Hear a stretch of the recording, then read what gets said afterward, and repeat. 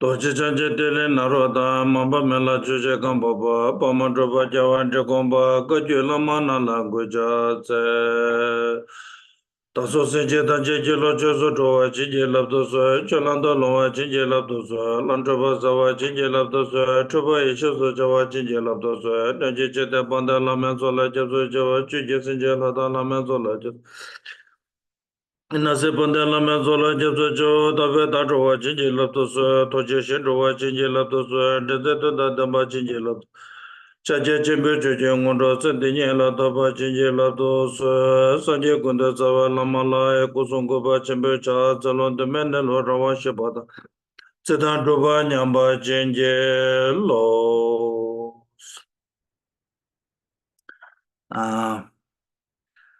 Good morning. Good morning. So,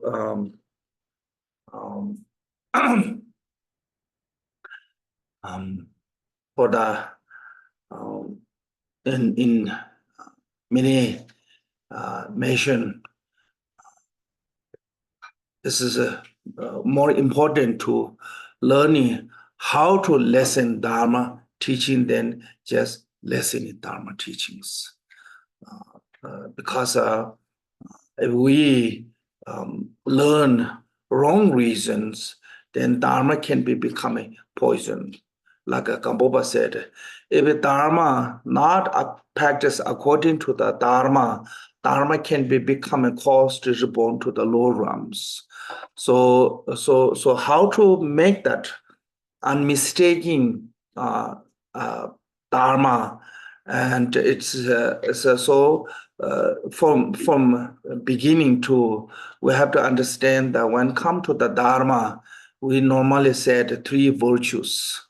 Dharma have to be with the three virtues. Virtue as a beginning, virtue as a middle, virtue as an end. This is, I'm sure you heard many times. But we have a called the forgetfulness. You know, we need to repeat this many times until it become a part of our conscious. So from the brain to get into the conscious take a long time. So you have that, you remember, you heard, but when you really need, you forget. So that's called the forgetfulness. That is one of the biggest problem for the Dharma practice, including any kind of, especially for the meditation. One of the worst obstacle, or can say downfalls for the meditation, is a forgetfulness. So that way we have to repeat this every time. So then one day it become a part of us. When it become a part of us, then we don't need to repeat it. Then without the effort, it come naturally. So until it come to the naturally, we have to repeat this again and again and again. That is how called the Dharma practice. Practice means that one. You're repeating something continually until it become a part of you. Because knowing and become a part of us, understand and become a part of the conscious is a huge difference. We have an understanding, but it's not become a part of us, many things. So that way, we have to repeat this again and again and again. It's called the mindfulness. So then it become part of the reality. One day, then you don't need to put the effort. Like, when we're walking, first we have to learn. Maybe we don't remember that one, how we learn the walking. But when first we learn walking, we have to put a lot of effort and memory. But now you don't need to think about how to step. It naturally comes. When you need to go somewhere, your foot naturally go there. You don't need to tell the foot, walk here, walk here. It's come nature. Make sense? So it's until become that kind of familiarizing, we have to remind again and again and so that way, this, I'm sure this you heard many times, three virtues. But still you should go repeat again. Like when I was in the studying, one of the first, my guru, every day He give us teaching on the training of the mind every day. We are not on the meditation class. We are in what called the philosophy class. Even the philosophy class, every day he gives teaching on the training of the mind. It is like sometimes short, sometimes long, like maybe half hour. He talk on those. So that is how important it is. So the reason this knowing of these three called the three virtues, virtue as a beginning, virtue as a middle, and a virtue as an end. So when supported by the three virtues, then there's definitely our dharma, whatever we do, is become unmistaking. Otherwise, when we don't understand these three virtues, or when we don't remember these three virtues, when we practice the dharma, then there's a possible to our dharma can be becoming negative. It's called the eight worldly concern. I mean, truth is, most of our dharma, most of the time we practice dharma for this life. That is actually eight worldly concern. Make sense? Like when something is related to dharma, is something related to this life, people really interesting. Yeah, like a Jabala, right para, those are really popular. And when you have a little bit health problem, then medicine is your main, what called that? Medicine Buddha is your, yeah, makes sense. So it's just, our memory is really short. So we only try to find the short solution. I'm not saying it's a mistake, that is a mistake. I'm not saying that is not a mistake. But your main aim is not that one. Shouldn't be that one. Your main goal is not that one. But achieving main goal, you need health, you need wealth, you need freedom, you need all those favorable conditions to achieving your main goal. So your main goal is not become rich, not become famous, not become powerful, not become healthy. No matter how you build those, one day you will lose them. No matter how. So when time comes, with Tibetan said, time comes when even the thief's cow will lose. When time comes, even the physician's mother will die. I mean, when time comes, the physician himself also die. There's no that medicine. There's no skill that can, eliminate that impermanent. Make sense? So no matter how much we build these lives, and then one day it becomes someone else's glory.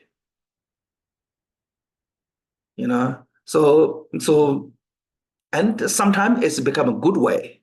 Sometimes that's become really bad. Like lots of people die with money in the bank. Then kids and family come fighting.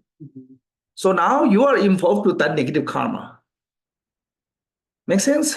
So it's not just only wealth, it's a make you miserable, also really bad karma too, if you're not careful. So that way, it's just only aiming for this life's glory. It's not going to get the truly benefit for you. But I'm not saying those are not necessary. Those are really much necessary.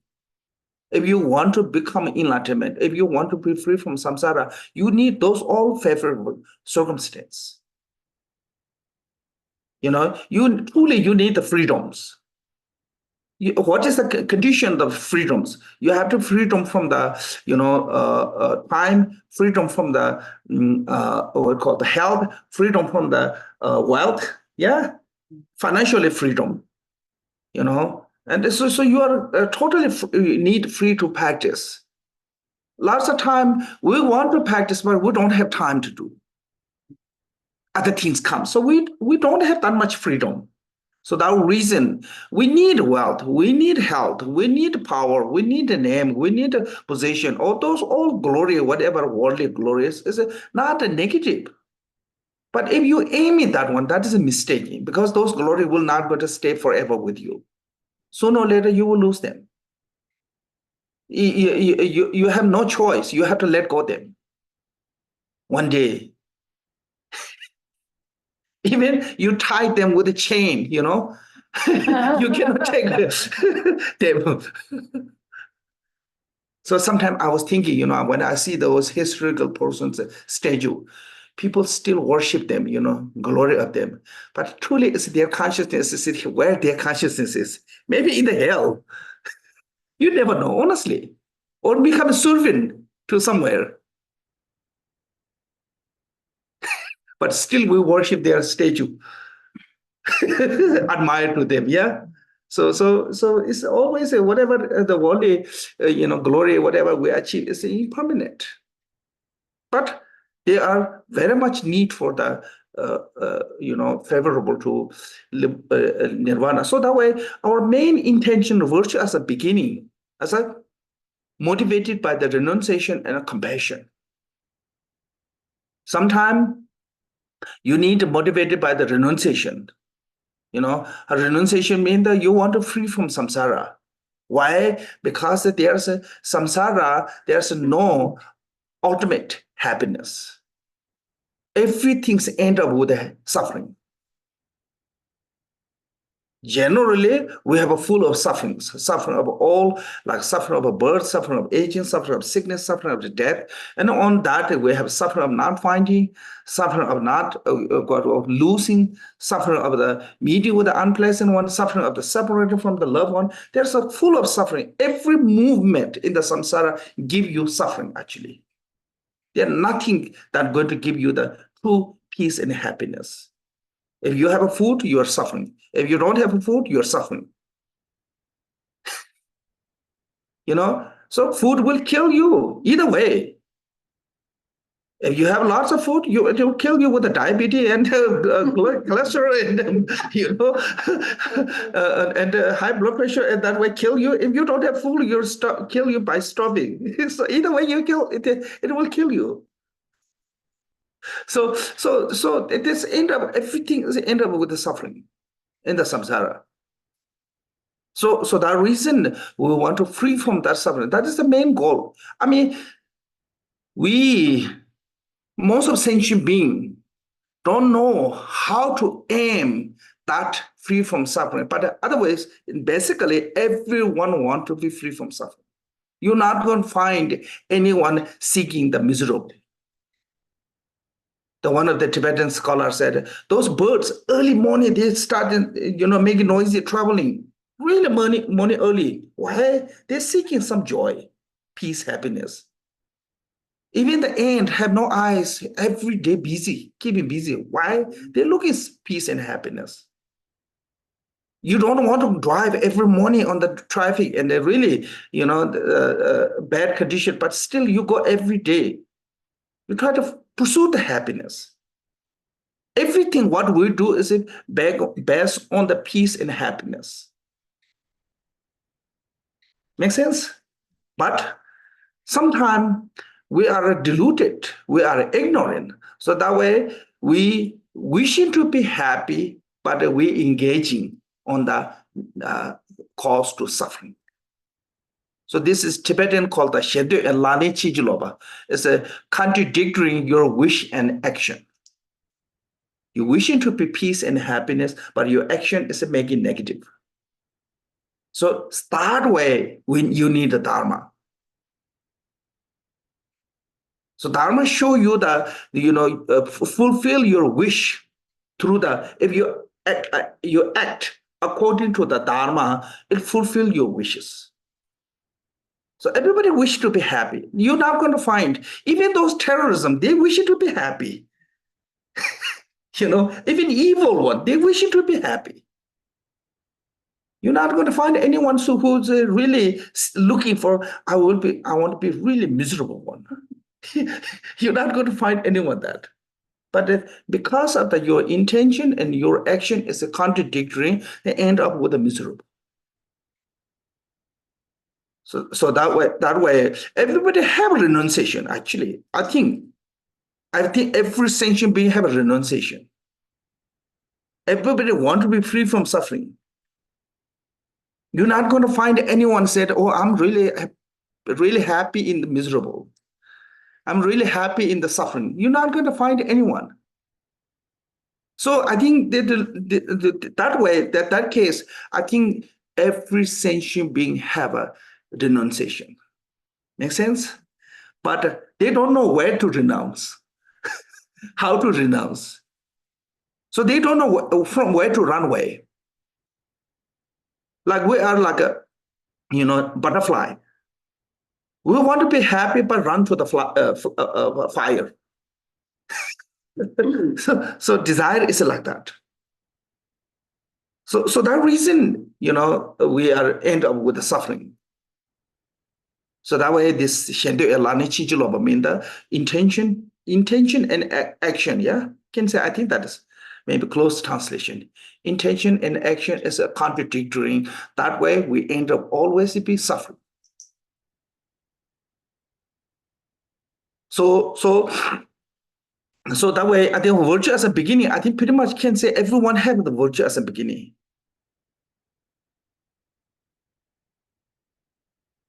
One way I can say, even you don't say, I want to free from samsara, but still you want to free from suffering. Everyone try to run away from the suffering.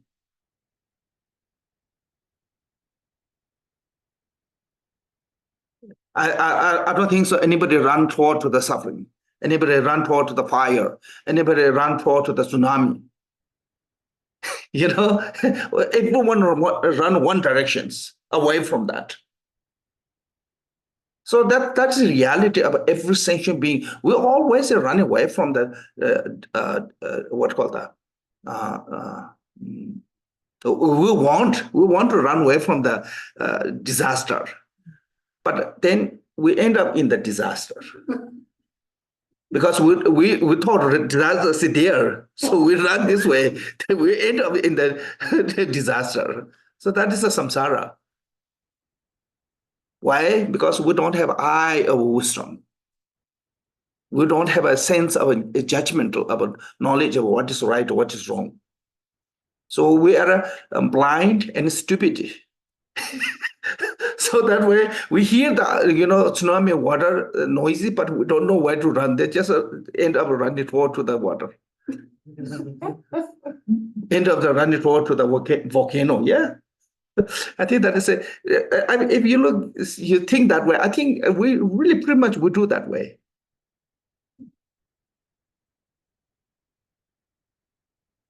Then hoping to some joy get from there, like a butterfly flying toward to the fire.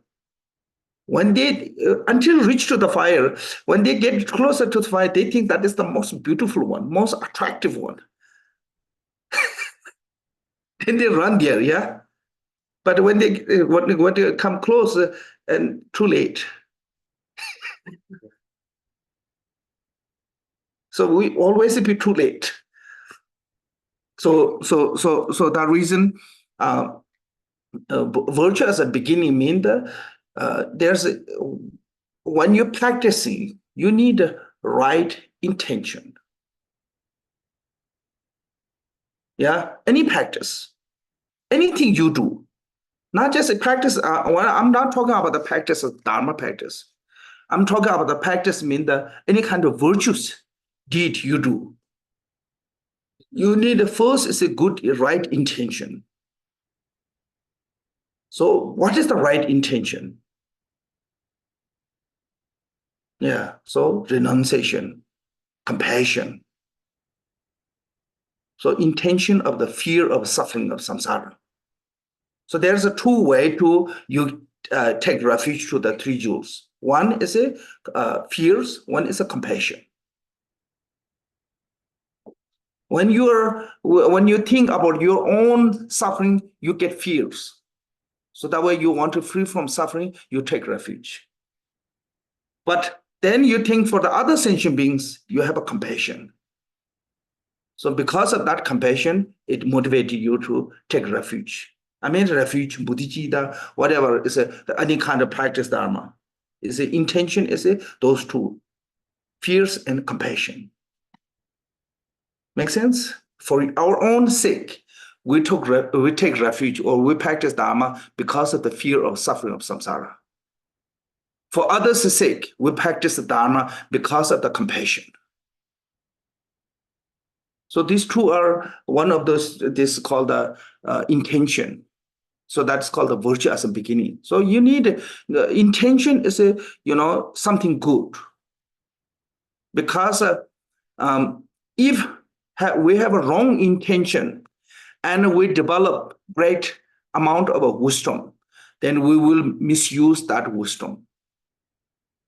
So I think one of my, I don't remember who said this one, but one of my teachers said, every evil one, in our historically evil one, they are really intelligent people. No stupid cannot become evil.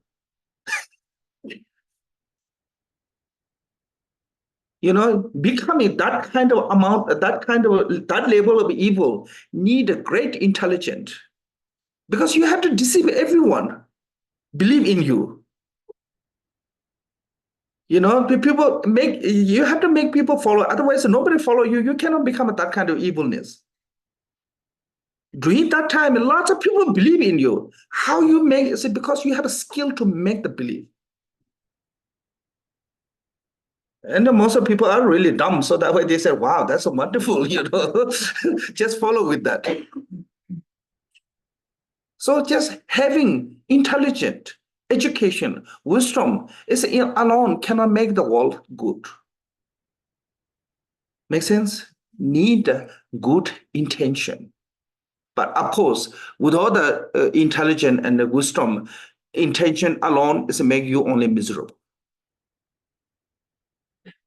So wisdom without the compassion make you miserable. Compassion without the make more wisdom without the compassion make everybody miserable.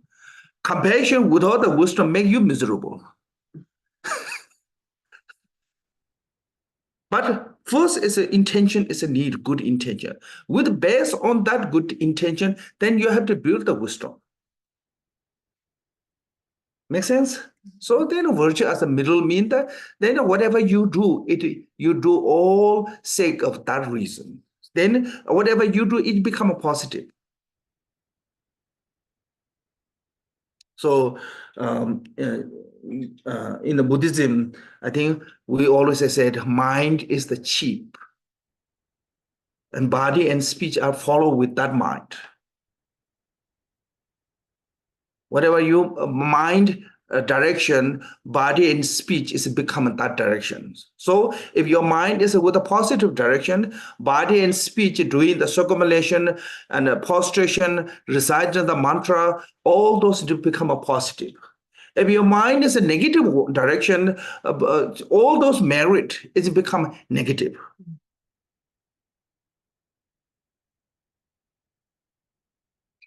Including the recitation of mantra.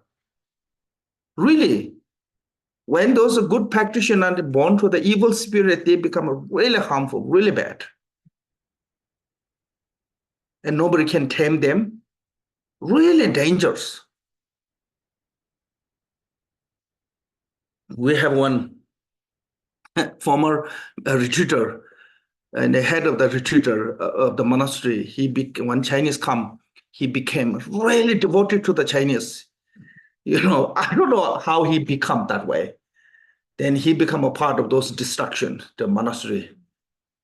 And he really loyal to the communists. I don't know. I have no clue how he become. And he died with horribly. And after his death, and he become one of those evil spirit. And many people got sick, killed. And we tried to do lots of ritual to tame him. It's so very, very difficult. Because they know how to practice. And they know how to, run away when danger comes. So there's one story. Once some kind of that kind of practitioner become evil spirit, and one performing the ritual to burn the spirit, evil spirit, Rathul. So when he, summoned them with the Buddha's scripture, and it came in the what called the jingxi. There's one scoop.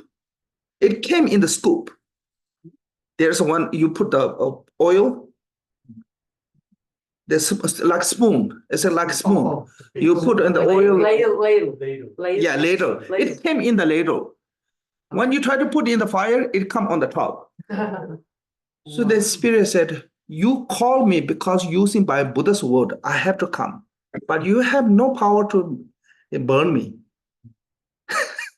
So that can become like that. So you have to be really careful. Your intention is it. When you do Dharma with a wrong intention, can become a really dangerous. So virtue as a beginning is a really what called the essential point of the practice. Which direction rest of your practice, which direction goes based on that virtue as a beginning intention. Then virtue as a middle is it. Then you do with the support by the wisdom and method, sometimes called the emptiness and compassion. Anything you do with those two, supported by these two, anything is possible, especially in the Vajrayana. When you truly have wisdom and method, you can do anything. Really, anything is possible. But having wisdom and method is not easy. Make sense? So that way, so when you reach to the high level, you can drink, you can have a wife, you can do all those, but reaching there is not easy. So when you do that one before reaching there, then you get miserable. Make sense? So in a way, I'm not talking to anyone. So the virtue as a middle mean then whatever you do practice, supported by the emptiness and compassion. These two are key. Like when it comes to the meditation is a common practice, Buddhism and non-Buddhism. What has become a Buddhism meditation is when you're meditating with the emptiness and compassion, that is become a Buddhist meditation. When you're practicing like generosity, moral ethic, patience, perseverance, metta concentration, all those five, if they are supported by the wisdom, it's become a prajna paramita. If the generosity, morality, true meditation, not supported by the wisdom, is not becoming prajna. Not goes beyond. It not go to beyond. Go beyond. How to go beyond?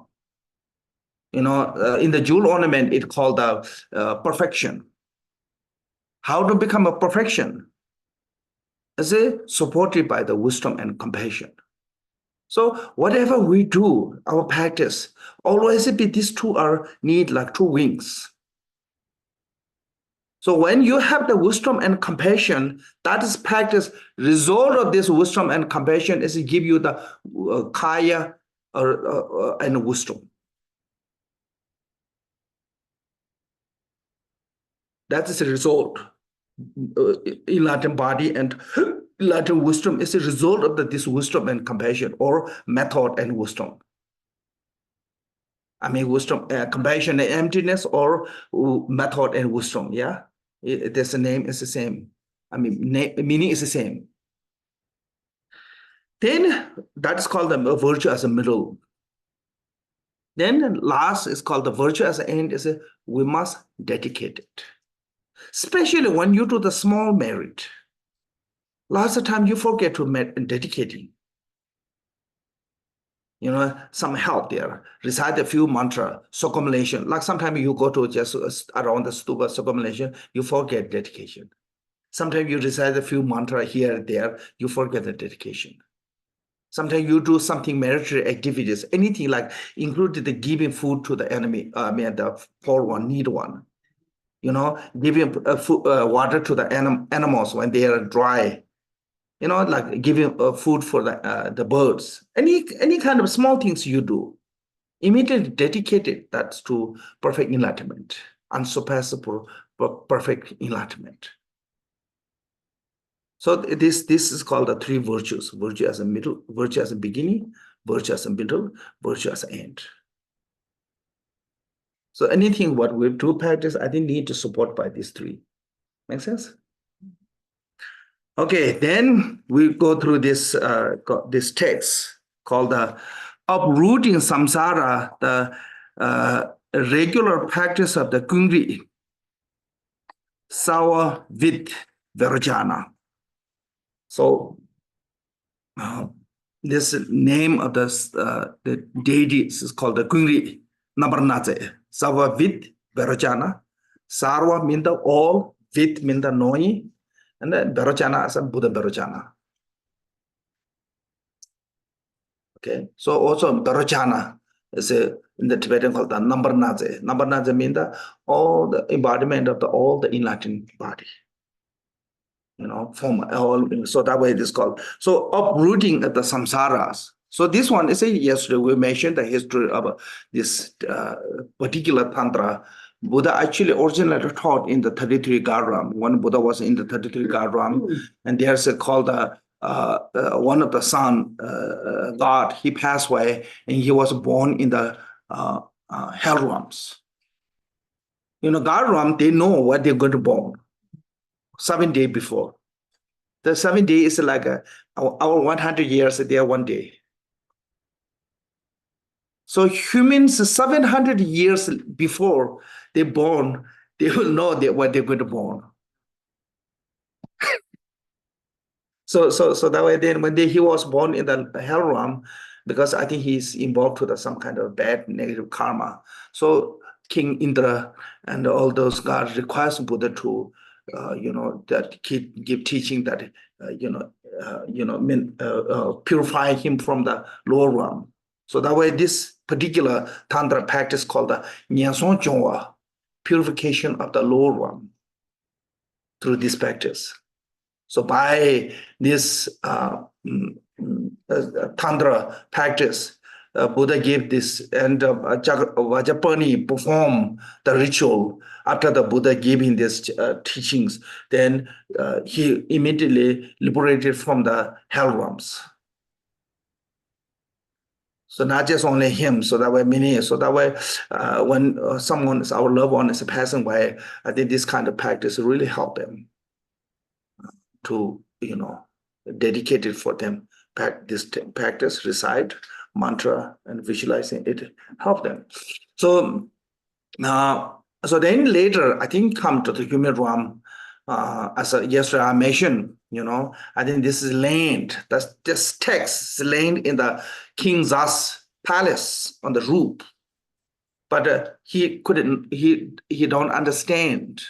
He couldn't read. He understand. So that way he tried to find a way to understand. Then he requests to the Shawari, and I think Shawari at that time he lived in the Bodh Gaya, because I think Bodh Gaya is not the stupa, the temple. Maybe stupa too, but temple. Before there's a monastery actually in the Bodh Gaya. Now we only remember the stupa. Yeah, before they are near the stupa, there's a huge monastery. So 2 monasteries built first in India, in the Buddhist monastery, Nalanda and Bodh Gaya. 2 brothers, Shawari and Saraha. Those 2 are brothers.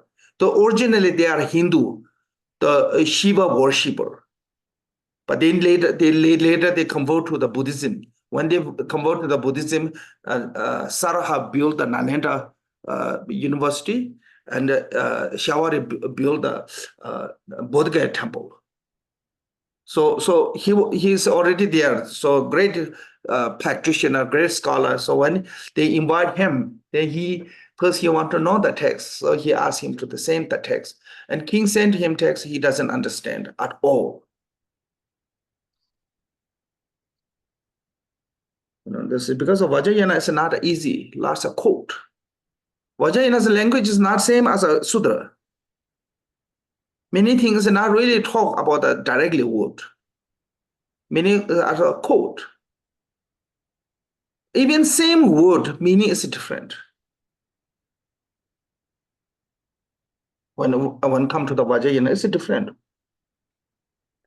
So he didn't understand. Then later he had when he was really sad, shaking, then Vajra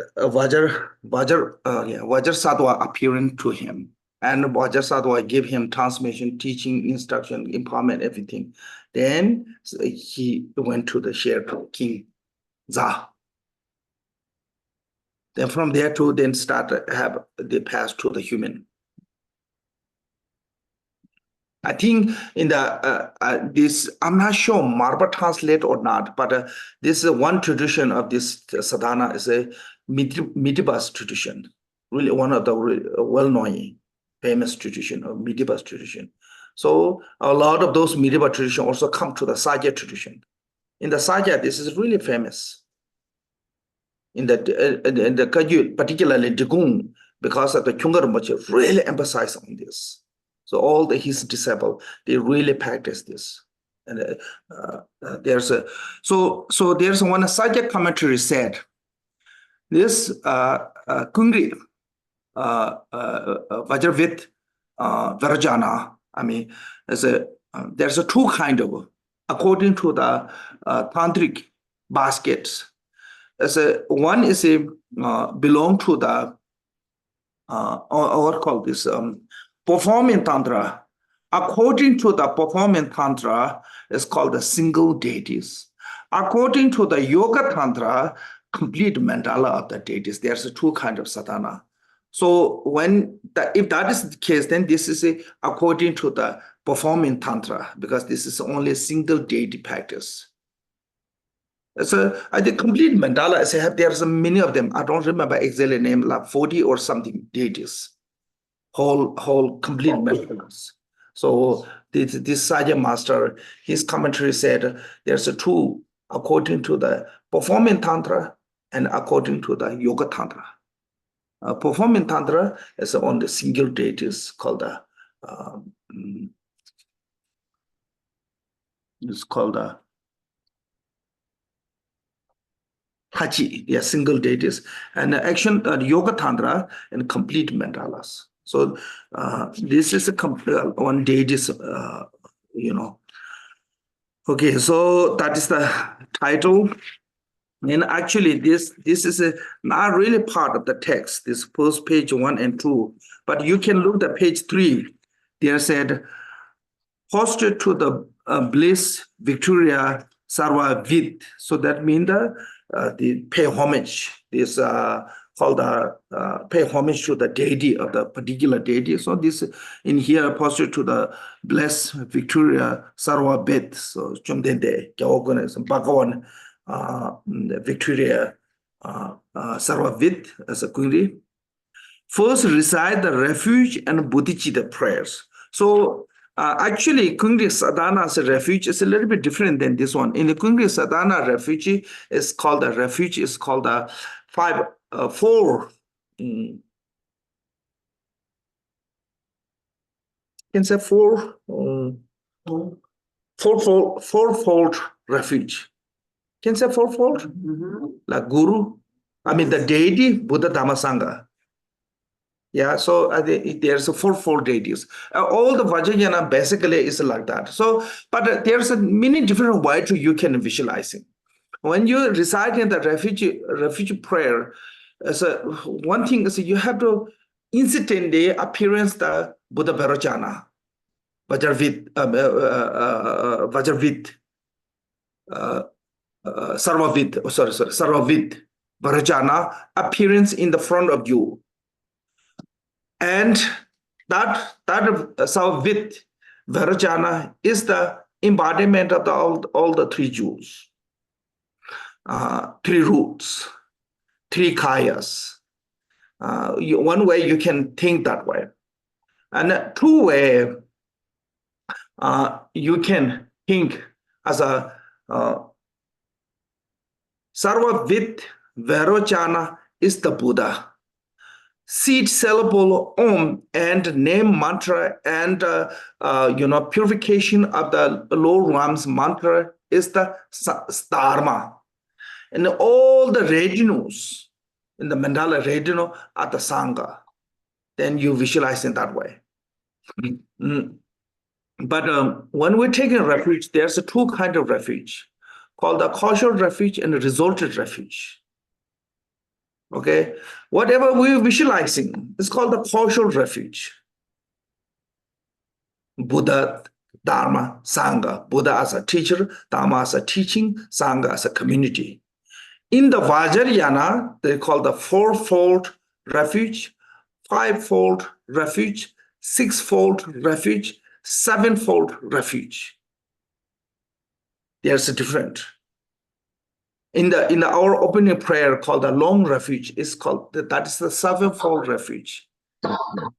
We've taken refuge Guru, root and lineage master. We're taking refuge the deity of the mandala. 2, we take refuge to the Buddha. We take refuge to the Dharma. We take refuge to the Sangha. We take refuge to the Daga and Dakinis. So there's a and we take refuge to the Dharma protectors. Make sense? So there's a sevenfold refuge. So in the common refuge is called the 3 jewels, called the outer refuge. And inner refuge is called the 3 roots. Yeah.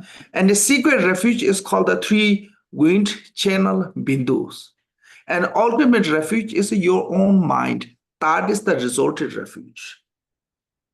Your mind is a permanently inseparable of the 3 jewels. Your nature of mind, pure, permanently pure, is the Buddha. That pure of the nature is a unchangeable, always be unchanged, never change. That pure is never change. That is Dharma. And that pure nature is a permanently always be with the enlightened quality. That is the Sangha.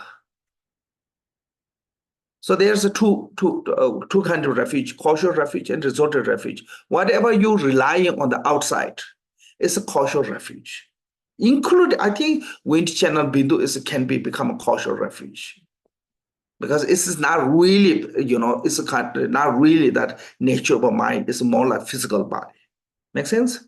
So those are also causal refuge. Then through this, relying on the causal refuge, one day you have a direct realization of your own nature of a mind. That's called the, realization of the set. And in the sutra, it's called the realization of the emptiness. In Tantra, it's called the realization of the Mahamudra or nature of a mind. And that is the resorted refuge. So this one, first you have to rely on the outer refuge. Without relying on the outer refuge, you have no chance to access to the inner refuge. So first you need the cause, then you get the result. Because sometimes people think, oh, I'm already Buddha, then I don't need practice. What is samsara? What is nirvana? Lots of people talk like that. It's just talking like without relying on the, cause, you want to be result. So you don't want to work hard, but you want to enjoy. So you don't care about the spring, but you want to be false. Makes sense? Because spring, you have to work hard. Then falls, you collect all the, fruit. You harvest. You only want to the harvest. You don't want to be. So that way, at first we have to rely on the outside refuge. There's no other choice.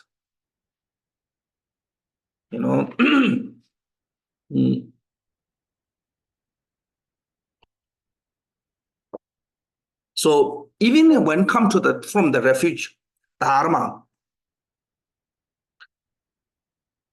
first you have to rely on the Dharma, have to receive from the teacher, yeah? First you have to rely on the Dharma as a teacher, as a person. Second, you have to rely teacher as a book, scripture. Finally, you have to rely teacher as your own mind. But if you from the beginning to try to rely on your own mind, you will never get anywhere. Because you don't know where to go. So these three jewels, but according to the what called the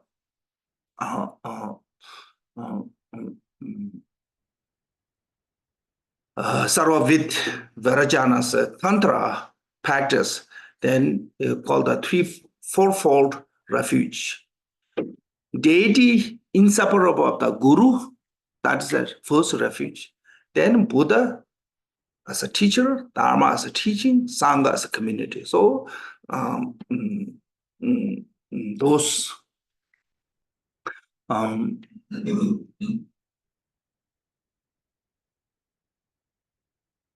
like even when we look this way, Buddha have three kaya, yeah, Nirvana kaya, Sambhoga kaya, Dharma kaya. Our main goal is to reach to the Dharma kaya. We want to see the Dharma kaya. But how you can see Dharmakaya is by seeing the Nirmanakaya.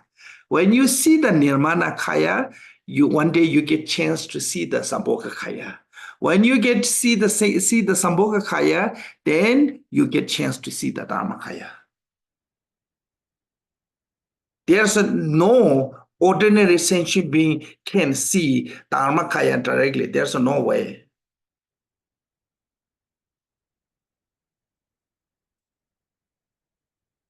Like if you find some really expensive jewelry, but that jewelry is live under the ground so long and totally rusted.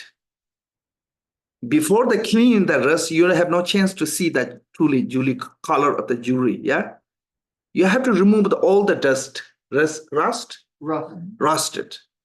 Then when you wash or whatever you need, use the chemical or whatever you washed it, then you see the true color of the jewel, gold, silver, whatever it is. So if you want to see the true color of the jewel of the Dharmakaya, you have to, clean, purifying the rest of our defilement, negative karma, obscurations. So how to do that? Also by relying on the Nirmanakaya. When you get, rely on the Nirmanakaya, you become closer to see the Sambhogakaya. One day you will see the Sambhogakaya. Who can see the Sambhogakaya is when you reach to the non-duality wisdom. In the Mahamudra is called the one taste. So even see the Nirmanakaya is not easy. Only who can see Nirmanakaya is when you get to the path of the accumulation of great, then you can see the Nirmanakaya. Until that, you have to rely on the ordinary guru. Make sense? So this is you have to go to follow step by step. So same thing is when taking refuge is you have to follow with that first. You have to rely on the causal refuge. Within the causal refuge, you have to rely on the outer refuge. When you rely on the outer refuge, you understand the inner refuge. When you understand the inner refuge, you understand the secret refuge. One day, through that, then you can understand what called the ultimate refuge. That is the result of the resulted refuge. Make sense? So these four steps, outer refuge, inner refuge, secret refuge, ultimate refuge, are kind of the graduate. Make sense? So refuge itself is also I think Dharma, best way is gradually is the safest one. If you try to go to ultimate one from the beginning, it's just like you are just jump in the space and you don't know which direction are you going. You're moving, but you have no clue which direction you're going. Make sense? I heard in the airplane, if you don't have a navigation, you don't know where you're going down or up. You cannot tell. That way, lots of small airplane crash in the water because they're not knowing which direction they're going. I heard something like this. So in this space, you don't know which direction are you going. You maybe accidentally you get to the good way, or you maybe go to the nihilism. So that way, it's gradually safer. In the Buddhism, everything's gradually. Sometimes people think that, Vajrayanasana gradually, it's an instant. I think the Vajrayana and Sudra is like this. You coming from the Washington, D.C. to the Albuquerque. There's a many different ways you can come. One, of course, walking impossible, yeah. But you can take drive, you can take train. Those are same. You have to gradually coming on the ground. Another one is you fly. When you fly, it is gradually or not? It's gradually. Yeah, you just not, you don't have that, those, what call this, the Star Wars. Yeah, gate. You don't have that gate. Reality. Star gate does not exist. Reality. Oh. Make sense? So everything is gradually. Some are faster, some are slower. When you walk really slow, when you drive car, it's faster than walking. But when you take train, faster than driving. When you fly, much faster than taking train. But gradually, always gradually.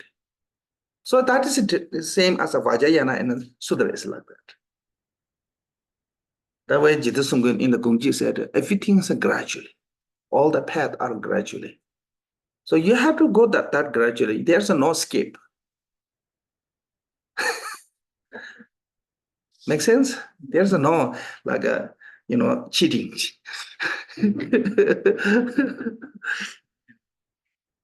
Okay, so with this that way here said in the Buddha, the Dharma, and the Sangha, most excellence. So most excellence. So they don't use a Buddha and Dharma as the most excellent, but Sangha as the most excellent. I think Buddha is always be enlightened one. That was good. Dharma is always be Sattva Dharma, pure Dharma, noble Dharma. So no need to use excellent. But Sangha means the community, human community. But the community have some quality that make them excellent. So when you become a Sangha, you have to be a little bit different than ordinary people. When you call yourself Dharma practitioner, you have a what called the responsibility. You are representing something that holy. You are representing something that is precious. So no, you are no longer just yourself. When you become a Sangha, you have a join to some really what called excellent community. That's called that way. It's called the excellent community. Sangha mean anything. It's any kind of gathering. Politician they call it Sangha. Community, so they call themselves Sangha. In English, I mean Sanskrit word Sangha is mean just community. But within the community, Sangha community is something is a special one, something is an excellent one. So that was Buddha.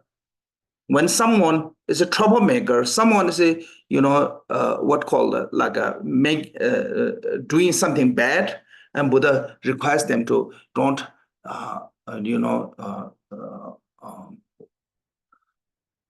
damage my community. Please leave from the community.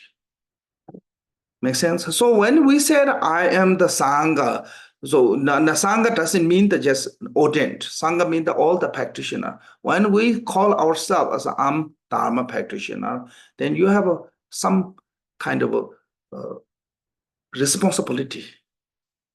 You are becoming a representative of something.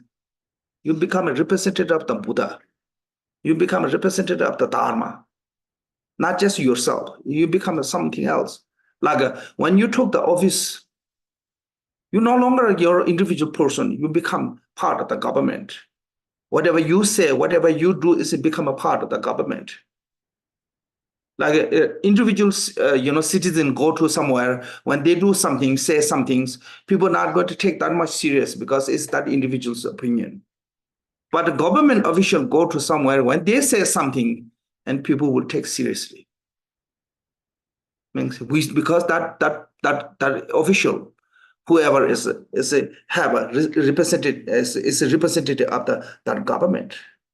Make sense? It's not that just individual. That way, he or she get paid from the tax-paying money. So we really truly have this. When we call ourselves sangha, we have this what called responsibility. Can say responsibility. We carry on the Buddha's name. Make sense? Then lots of people have, love to use I'm such and such gurus disciples. Then if you're bad, you making your guru's name also bad too. Like, when Washington D.C. there's a Navy Yard shooting. Have you heard that one? There's one Navy Yard shooting. Somebody shot in the Navy Yard. When? No, long time ago.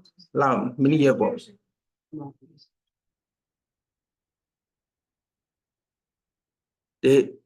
First thing they said,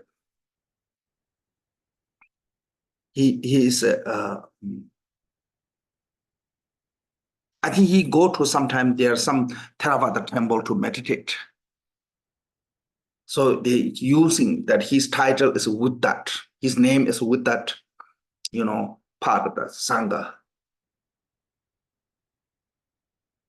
Like from us, one of us do something and people will say, oh, Rinzi Dhamma Sangha, they are really bad.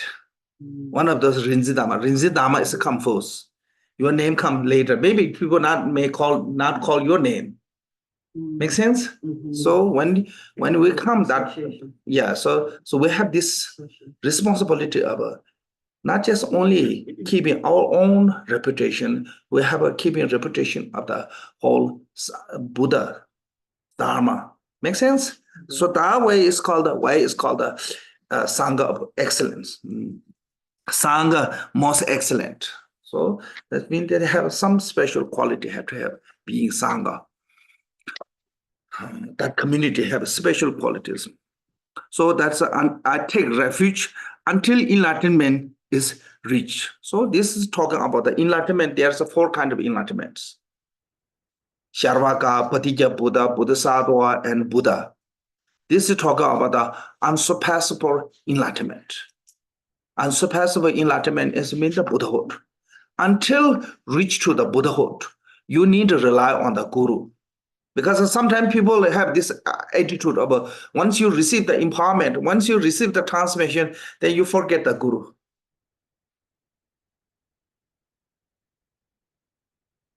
I see some people say flyer. When they come, the person who really helped, they never mention that is their Guru. I heard this one, Tibetan Lama. He was doing the Guru supplication and meditating. And no matter how much he supplicated, nothing improvement coming. So he thought, I supplicate all my Guru, but still nothing change coming, nothing improvement. Even this long, I supplicate Guru. Then later he realizing he forgot his first Guru. Who was his first Guru? Cook of the monastery taught him how to read. Then when he started including him, then his change came from his supplication. So Guru have to be inseparable until reach to the enlightenment, the refuge. Even you reach to the enlightenment, you must need Guru. That way you see all the enlightened image, you see the Lord of the family. Yeah?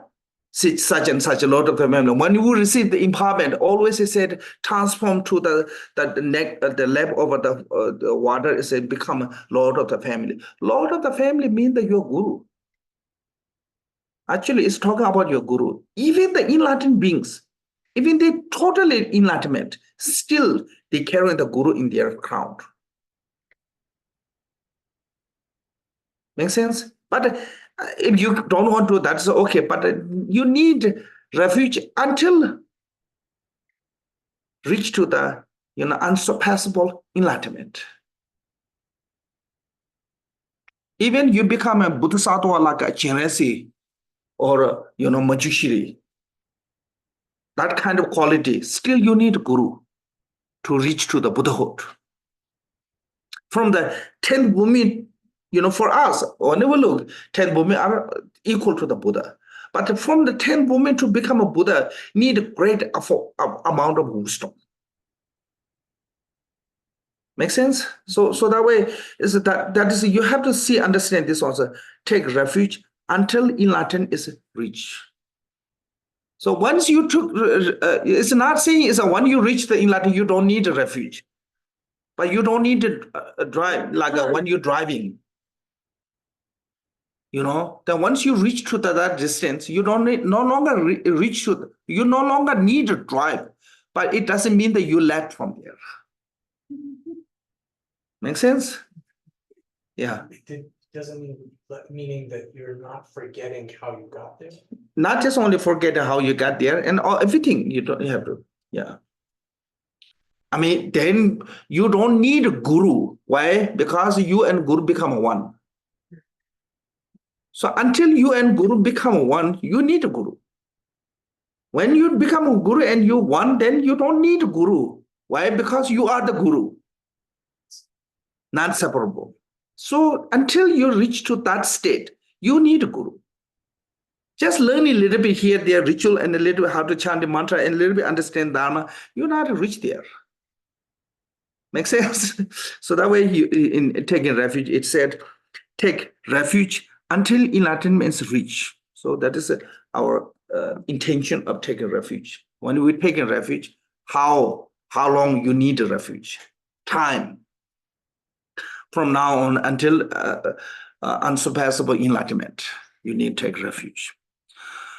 Then second one is like you in the text itself said, recite the refuge and bodhicitta prayer. So the second one, bodhicitta is by the merit of generosity and other good deed, may I attain Buddhahood for the sake of all sentient beings. So here, by the merit of generosity and other good deeds, so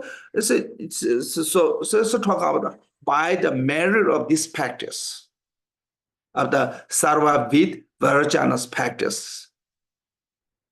So in this practice, you have to think that way, specifically.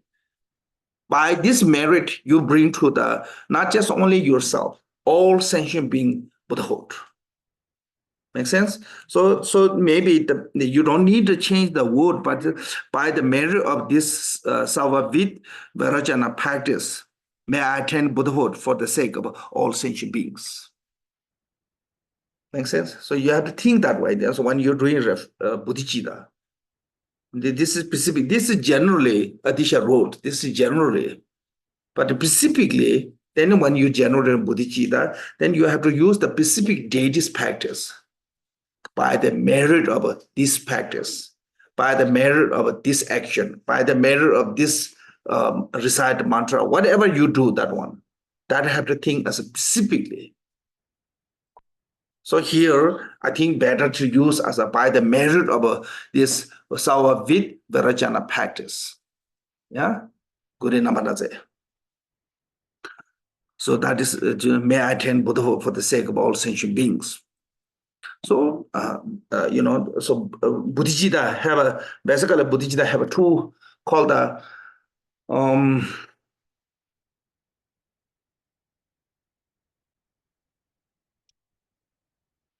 can say two aspect mind. Yeah, bodhicitta have a two aspect mind. Because sometimes people, when compassionate one come, somebody is really compassionate, they say, this is truly Bodhisattva. Having compassion cannot make them Bodhisattva. Becoming Bodhisattva need specifically bodhicitta. What does bodhicitta mean? That have to have two aspects of mind. Mind to enlightenment and mind to compassion. So that's called the wisdom and compassion. Aspect of the mind of a wisdom, which is seeking to the enlightenment. Aspect of the mind of a compassion, wishing to be liberated sentient beings. These two aspects. Specifically, bodhicitta have to have these two aspects. Having compassion is not to become a bodhisattva. So compassion and bodhicitta is different. You can have a great compassion, still you cannot have a bodhicitta. If you don't have this two aspect mind. So that's a little bit different. If you read the Gongji, in the one word in the Bodhicitta chapter said, this one said, compassion and bodhicitta are two different. Because compassion means you want to be every sentient being free from suffering. So you just aim into the liberate sentient being from the sufferings. Bodhicitta means another aim, you aim into reach to the Buddhahood. So those two different, yeah? That way, when it comes to the bodhicitta, this two aim, two aspect mind is a necessity.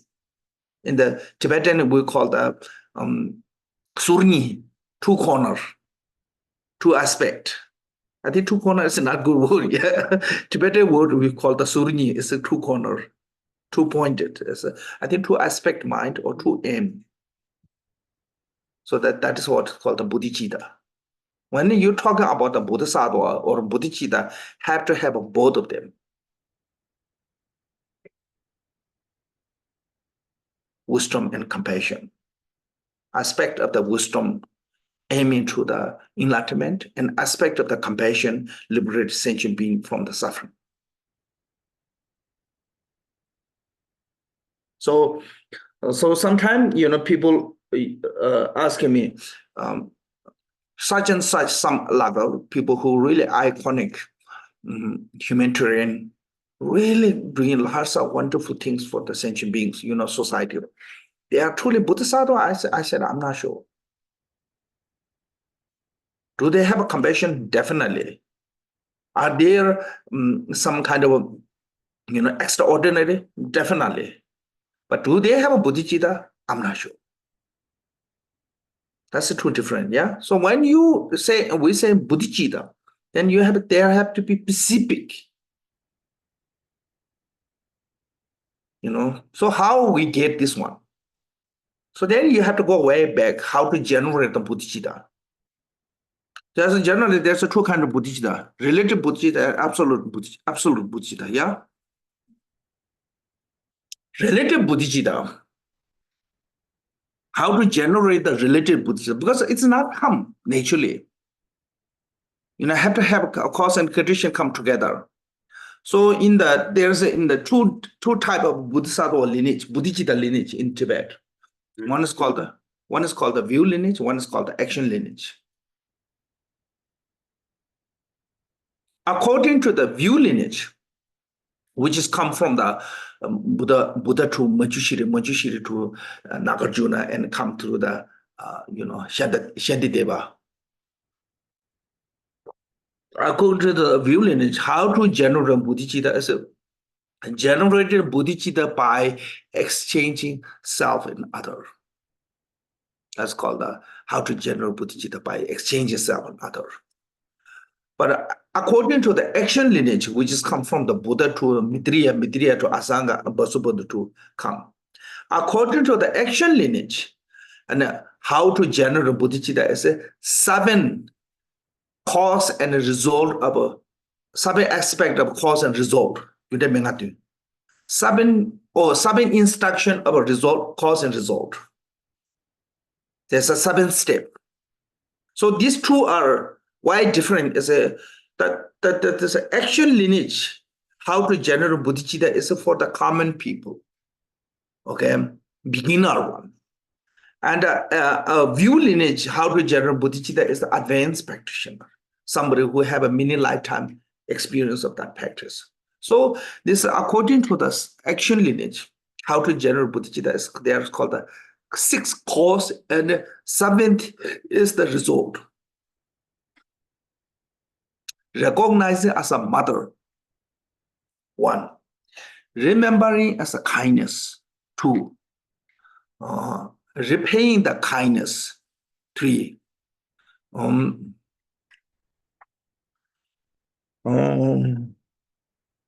Mercy, and delightful love for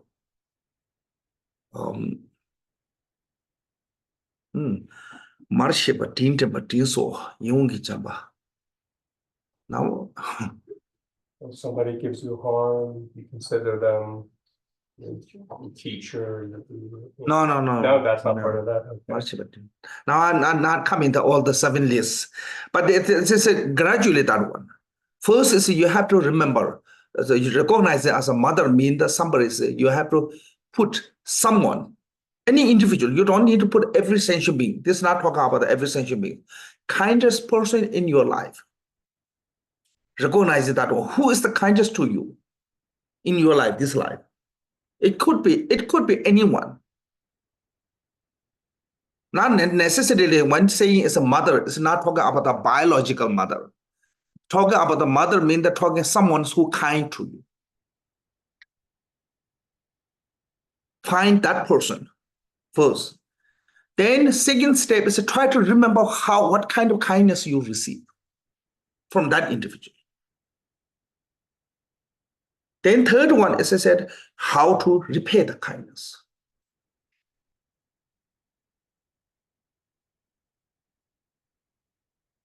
Then you get the delightful love.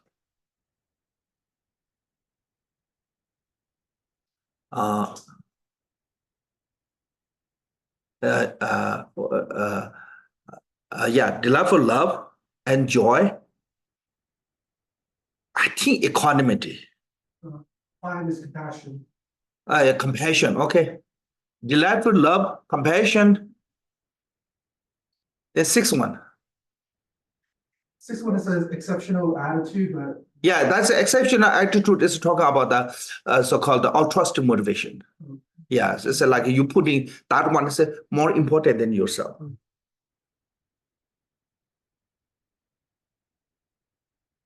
You know, then you can get the bodhicitta. That is the result. So recognizing the mother, remember the kindness, repaying the kindness, delightful love, compassion, and special thought. I think sometimes it's called the special thought. Sometimes it's called the altruistic motivations. It's the same. As I try to make that one as the most important in your life. You know, try to make that are more important than your own sake, your own well-being.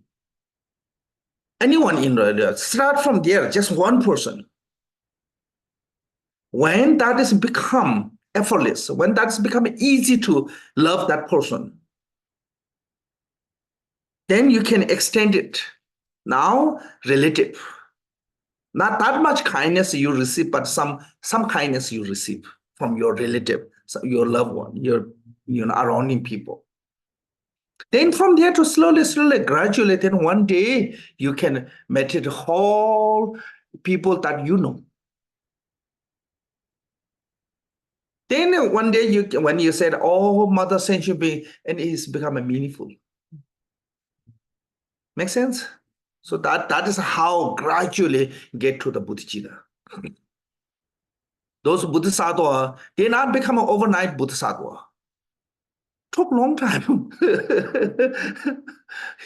You know, sometimes people, you know, they try to do a little bit, then that nothing change comes, they discourage. Never discourage. No matter what, nothing change come, still do continually. It's not come easily change. Because our habit is old. Changing old habits is not easy. So that way, I mean, English said old dog, new trick is not easy. Yeah? We're old dog.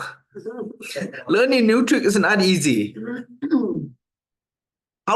This habit have no record of a beginning when it start. So that way, that changing that kind of old habit to try to make is very, very difficult. So this old habit is continually built that from the nothing to become a solid. So now, from the solid to we have to make the nothing. It takes a long time. Make sense? So it's that way. This is gradually you generate. Then one day you truly can love every sentient beings. At the beginning, it's not easy. Even you say it's nothing, you don't feel. But when you start one person, one individual, you feel that. Anyone is the kindest to you. So just remember that one. And try to see that as everyone as that person. Even all other people become like him or her to me, one point. Even those enemy, one point, they are like this. So that is how become an equanimity. Then you can love equally, no less, no more, everyone equally, your enemy and your loved one. That is become equanimity. Like how Buddha loved to every sentient being.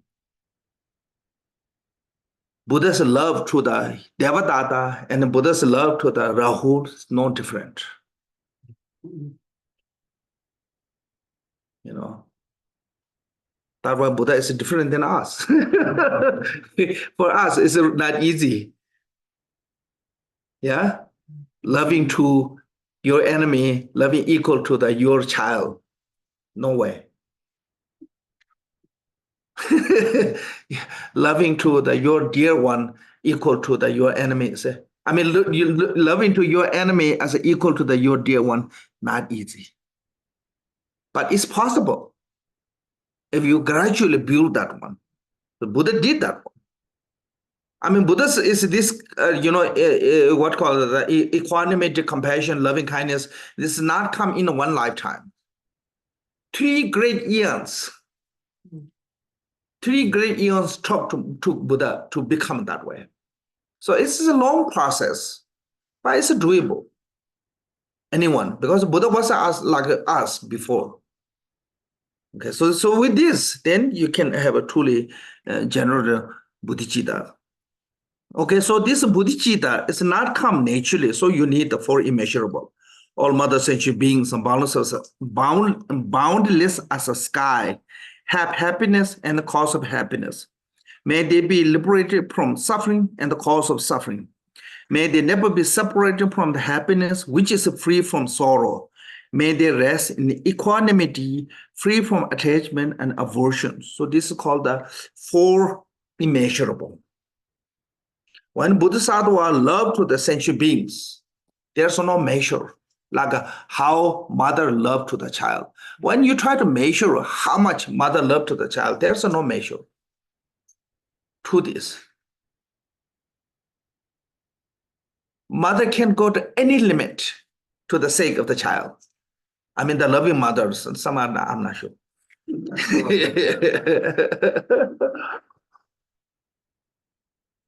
Some are, but generally talk about, okay, generally talk about, when it comes to the sake of the child, mother become a tiger. That's come from the love. Make sense? So, how we love to the sentient beings. Normally when people say the love, I say that feeling comes based on you. Yeah? I love you. I love this. I love that. It's always come feeling based on you. It's just telling your interest, your desire. It's not true love. It's the same as I desire you. I eager you. I eager this. I desire this. Does not come from the love, it's desire. When we say that one. But truly love means saying this one.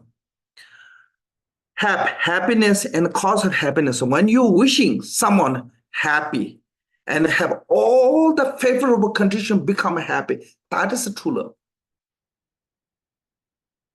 You cannot go to the restaurant to say, I love chicken and eat them if you have this emotion. Yeah, you cannot have that emotion. I mean, those two not go together. I want to have chicken happy so that way I will eat. Come on, it doesn't work.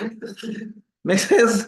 So when in English language, when it comes to the love, it's not actually matched with this teaching of the love. Love comes from that. So that way, Holiness Dalai Lama always use loving kindness. He used that one, that kindness always put together. Because people misunderstand the love. Make sense? And the mistake love for attachment. Yes, self-centered attachment. They said, I love this, I love that. But when it comes to the Dharma, love, it's not not involved. You are not the center. That individual is the center. Center of the what call this intention, yeah? So that way love is here, as I said, wishing to be happy and have all the favorable conditions that make them happy. Cause of happiness. You know, happiness is have to have a whole full cause and condition, everything come together to become happy. Wish alone cannot become happy. Make sense? So happiness and cause of happiness. So happiness is the result. What is the cause of happiness? Is the good deed, virtuous thought, compassion. You know, so when you have a good deed and good thought, or what called virtuous thought, then whatever created from that result will be happy. So in the Tibetan Buddhism said, when you want to repay someone, best way to repay them is to bring them into the Dharma. Because you're not just making them happy, you bring them to accumulate the cause of happiness. You're introducing them cause of happiness. So there's one quote said, if you're carrying your mother on the back, your back, you make the circumambulation of the 3 times circulation on the earth. I mean, it's hypothetically, I don't think so anyone can do. Yeah. Even you do that much, you cannot repay the kindness of the mother. But if you bring to the Dharma, mother to the Dharma, that will repay the kindness. Because when you're introducing someone, when you share the Dharma, give the Dharma, then you're giving them to cause of happiness. Make sense? So cause of happiness is the I'm not talking about the Dharma mean that just reading blah blah that just sitting and the meditation. I'm not talking about that one. Dharma means that doing something good. Community service. You know, taking care of the what call those the lots of different ways you can help other sentient beings.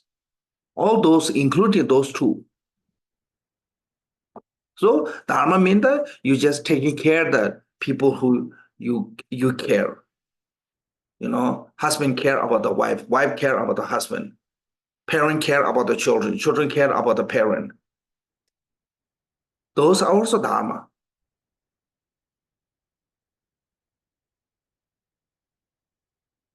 Because there's a two different when you come to people. One is come from the love with the desire. One is come from love from the care. Love from the desire is not less long. Yeah. So that way, when you come from the love from the care, then you can wish them to be not just only happy, have them cause of happiness. So that's the true love.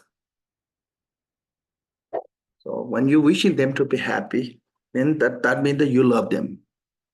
Okay, may they be liberated from the suffering and cause of sufferings. So we can have a compassion toward to the sentient being who are suffering. Anyone suffering, even your enemy, you can have a compassion. But our struggling, our problem is when somebody is creating the cause of suffering, we have a really, really difficult to have compassion. That is hardest one. So you need compassion even that time. Make sense? Yeah. When somebody is making a cause of suffering, what we get is not compassion, we get angry. Angry, disappointment, outrageous? Outrage. No, outrageous, yeah. Outrage. But in Bodhisattva, they can have a compassion. Why? Because they are cause of suffering. They are on the cause of suffering. Their action is related to the cause of suffering. So the Bodhisattva can see that one. That way they truly have a compassion. We couldn't see that one. That way we get only anger, upset. Explain that a little bit more, Khenpo. You mean that the Bodhisattva can see? No, like when you do something stupid, when you have anger, Bodhisattva, they're not going to react with your anger. They're going to see behind that anger. And they're going to see from that anger where you become, what you become. And they will see from that anger what's going to happen. So that way they have compassion. Because they not only see the anger, they see what outcome from that anger. You see that they're hurting themselves. Yes, and not just only hurting themselves, also they will hurt later. Right, how Yes, the great suffering may come. So those all they can see, that way they can have a truly compassion.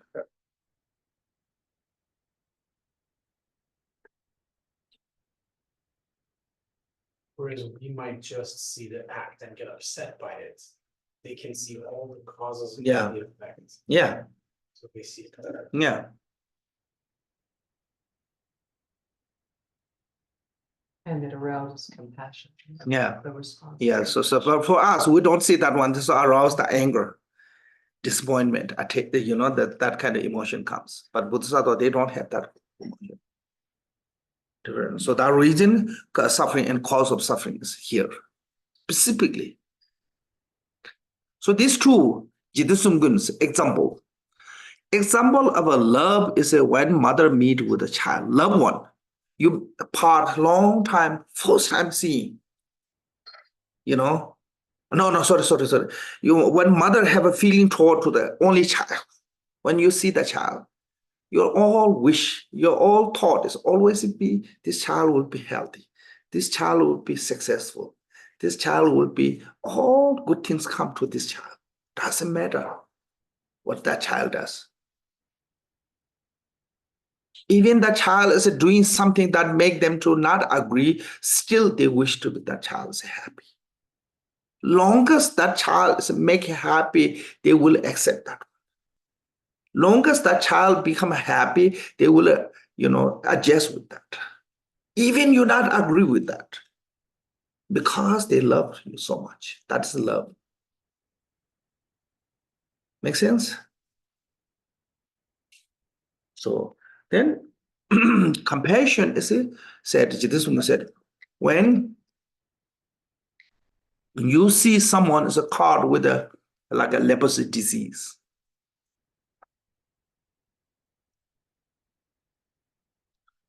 In India, you see a lot of those. I don't see it in the US. I don't know why.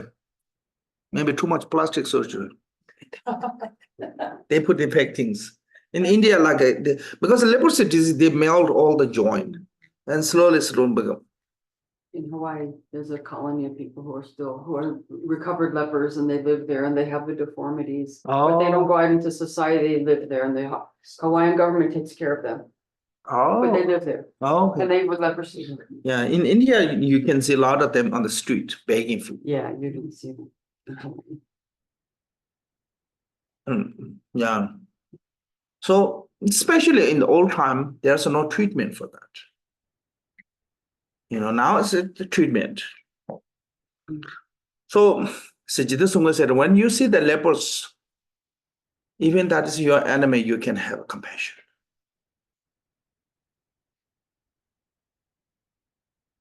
You simultaneously have love and compassion for those who create evil and suffering, and also protect those from that suffering, from that injury and harm and destruction, from those people who are under the delusion and are evil, creating problems and suffering for others.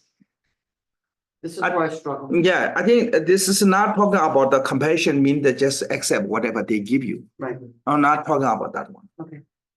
But you respond of the emotion. How do you respond? It's if you have compassion.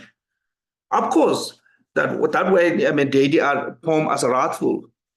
For what reason? Because they stop. You know, sometimes you have to be wrathful. Yeah. But that wrathful have to come from the care, like how parents become with children. Yeah, yeah. You know, my mother beat me many times. In our culture, it's okay. Apparently in ours too. So this is not because she hate me. She disliked me. You know, she care about me. That way she tried to make me better. Make sense? So so when you see that way, then different outcomes. Make sense? So that reason sometimes deity have to be manifest as a really, really wrathful. Like our parent sometimes, you know, become really, really wrathful. So in the West now, it's when parents do something, then they call it abuse. There's two different abuse. Yeah, it's like, well, there really is abuse too. But there's like a difference between wrathful Yeah. and angry. Yeah, of course. So you can be Yeah. wrathful and there's no anger. No, so that's what I'm saying. Just, Abuse means you haven't done anything. When you give you punishment, that's called abuse. When you have done something wrong, when you receive punishment, it's not abuse. It's called what's called discipline. Discipline. Yeah. So you need that kind of sense of discipline toward them, but still cannot stop caring. With care, you have to discipline them. I mean, government care about the citizen, you know,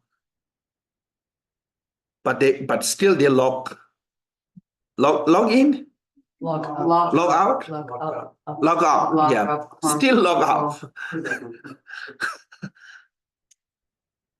So I think that's some kind of sense there, different, yeah. Mhm. Then joy. So when you have a love and compassion, whenever you see someone succeeding, you get truly joy. You never get jealous. Because we are lack of love and compassion, whenever somebody is becoming better than us, we get jealous. Because we have no love. The truth is, anytime you get jealous, anything, when somebody is becoming better than you, that means you have to work with your loving kindness. Only people who get jealous is a lack of the loving kindness and compassion. If somebody have a truly love, they will never get jealousy. Make sense? So the joy mean that when you're like an example of joy is when your loved one is doing really well, you get great joy. I think that some majority of a parent, especially mother, when children are succeeding something, I think she get more joy than the children themselves. I'm not talking about everyone. Some mother get jealous. I heard that one. So those are not counting as a mother here when we're talking about a mother. We're talking about a mother means that somebody care about you. Somebody show you kindness. That is talking about, not talking about that somebody give you birth. I mean, not talking about only somebody who give you birth. mother mean. Make sense? Then, so this is love is joy is like when you meet him first time after a long time, your loved one, that time you have a feeling, that is the feeling of joy. Then the last one is called the equanimity. You can see here. May they never be separate from the happiness which is free from suffering, so free from sorrow. That is called the joy. That they rest in the equanimity, free from attachment, aversion. You don't think equanimity means that just no attachment, no aversion is equanimity. No, just not having attachment, aversion alone is ignorant. Just you have no feeling. Make sense? So that is not equanimity. Here is talking about you don't have that, how to say? Additionally, you don't have that one. So what you have is a love and compassion. Yeah, without attachment, aversion. When you have love toward to the sentient being, everyone equally. So when we understand, have to go to love, compassion, joy, equanimity. But when come to the practice, equanimity have to go first. You need that love to equal to the every sentient being. You need that compassion toward to the every sentient beings. So how we don't have is when you see someone dear to you, have love.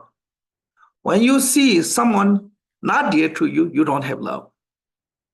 When you see someone is miserable, you have a compassion. When you see someone is doing better than you, you have no compassion because you don't see the compassion.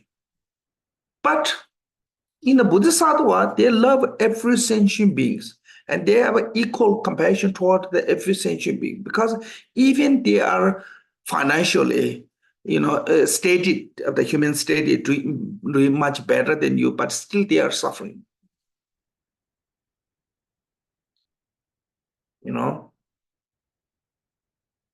So the richest person in the world, anyone, I don't know who's the richest person. Probably Jeff Bezos. Yeah, but it's still they have a lots of miserable suffering.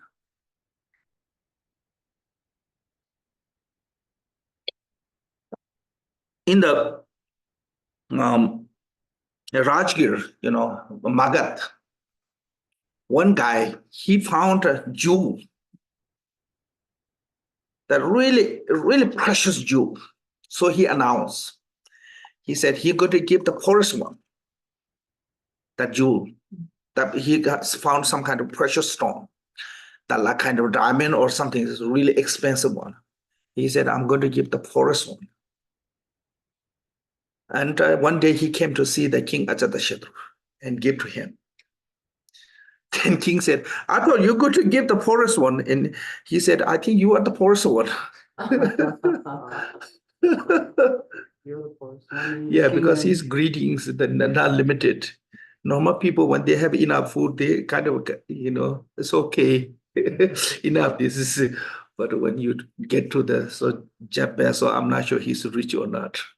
Yeah. Contentment, no contentment. Yeah. So point is here, you have to love to every sentient being equally. You have to have a compassion toward every sentient being equally. It doesn't matter that is higher than you, lower than you, better than you, worse than you. So when you have every sentient, because it doesn't matter which state they are, but still in their circle of samsara. Make sense? So we look that way, in the enlightened mind look that way, everyone is equally miserable. But it's really hard to love a mosquito. Time of year. It's really hard. I know. So- But it's also sad.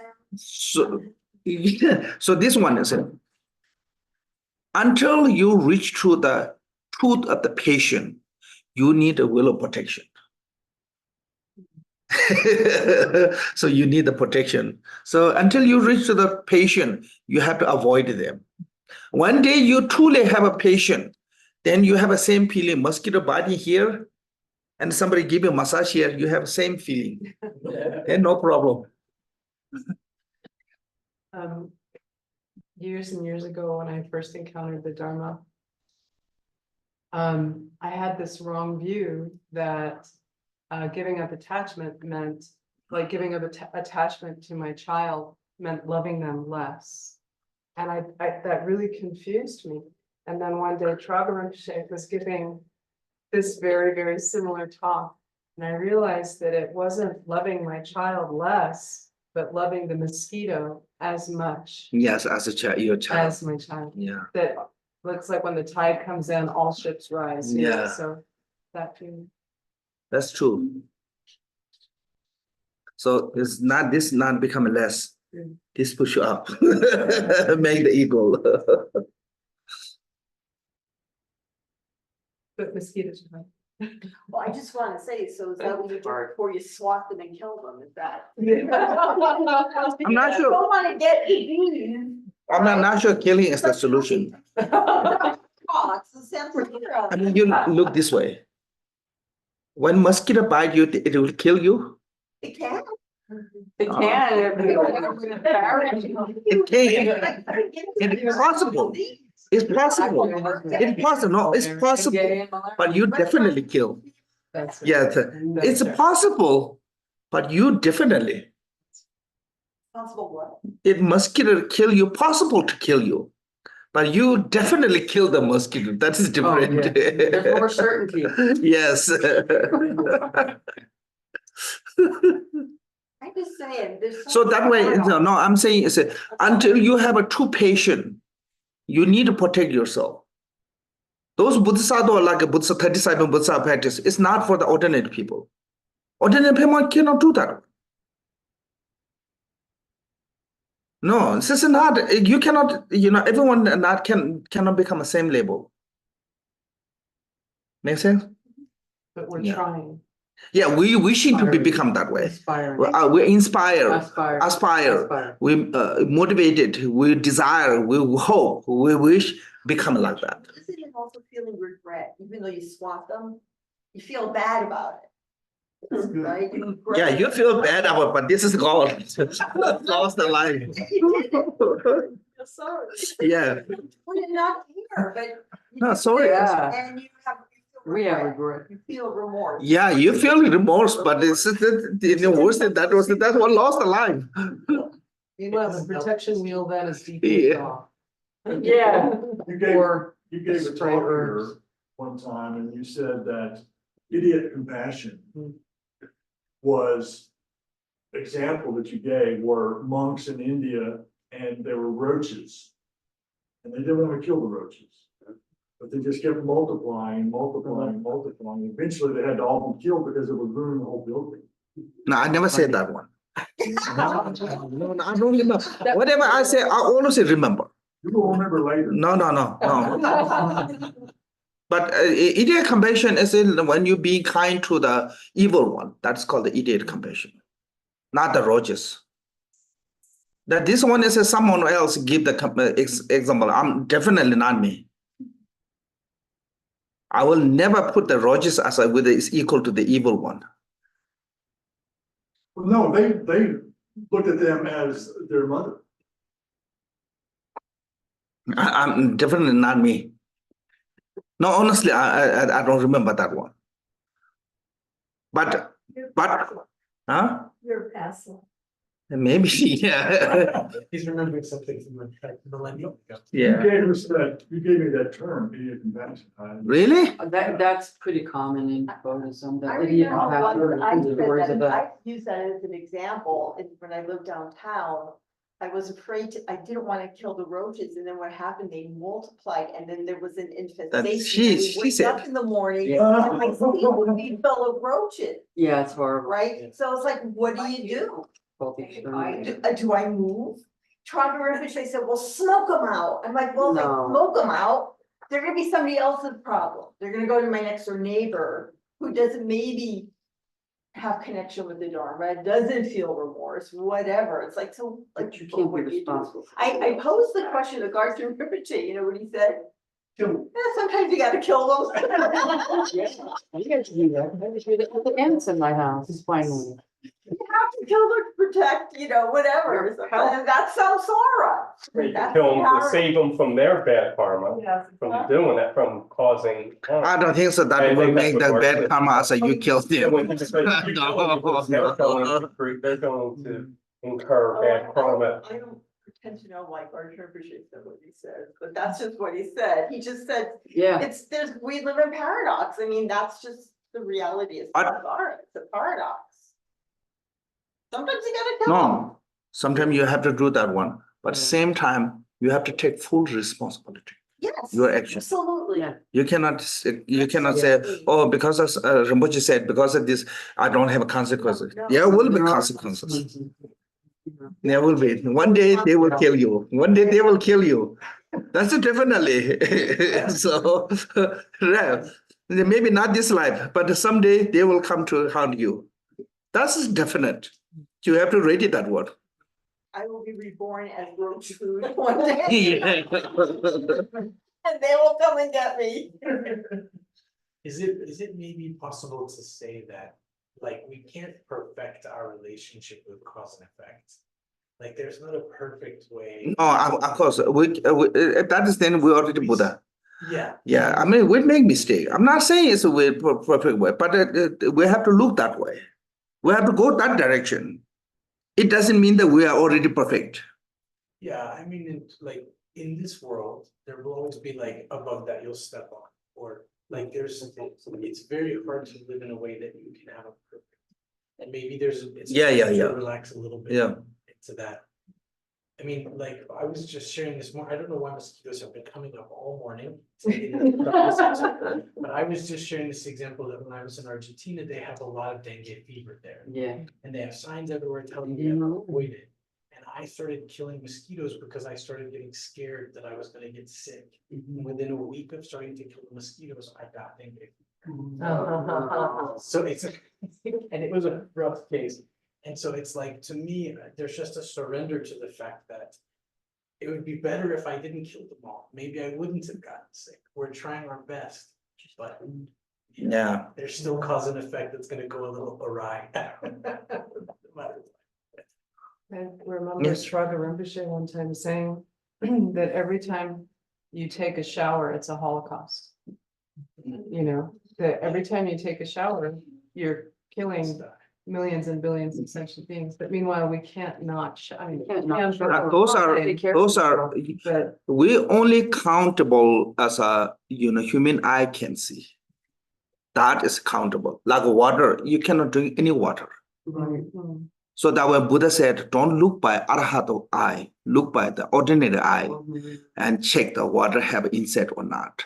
If through the ordinary eye can see the insect, don't drink the water. Because if you look the arahata eye, you're not going to find any water, there's no insect.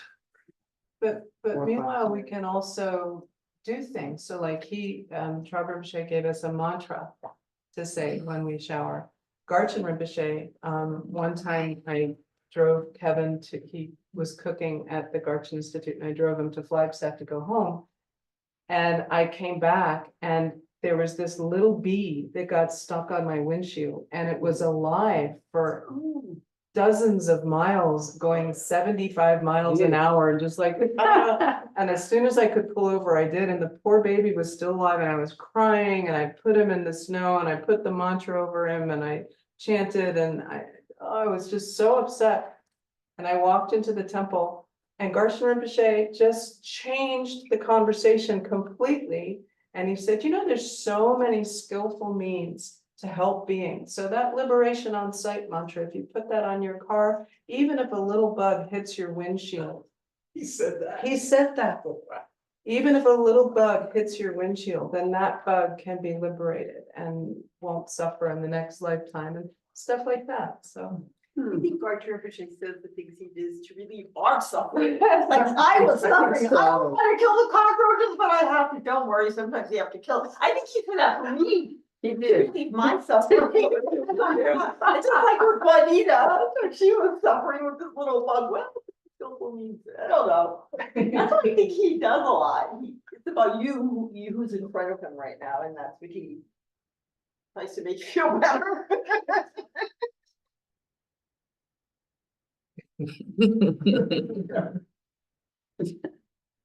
Okay, thank you.